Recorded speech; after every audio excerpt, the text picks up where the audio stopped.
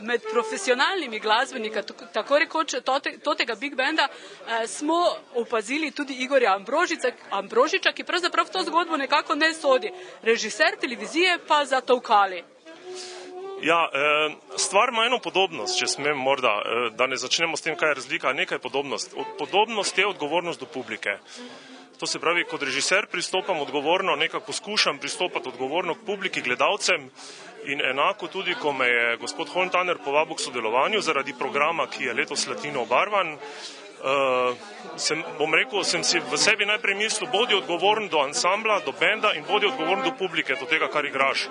Jaz upam, da mi je v 3 mesecih to uspelo, oziroma poslušalci in gledalci bodo pa presodili, ali smo skupaj.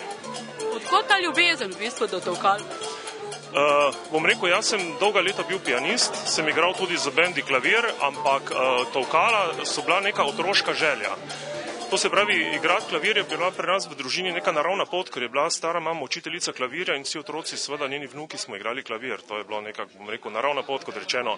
Sem si pa odvedno želel igrati tolkala. In zdaj, ko sem v službi, imam otroke, sem doštudiral in vse ostalo, sem si vzel pač, bom rekel, en kos tega otroškega veselja.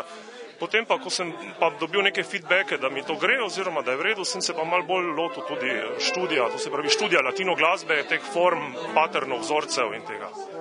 In kakšen je občutek biti član tega big banda? Ja, občutek je fenomenalen, zaradi tega, ker tak koncert in tonski zapis, ki bo po tem koncertu ostal, to je spomin, bom rekel, za celo življenje. Ker redko kateri glasbenik, kakorkoli se sliši morda patetično, ima priložnost igrati za profesionalci, za profesionalnim korpusom 20 glasbenikov, plus da ne omenjam gosta iz Venezuele, kar mi je posebno čast.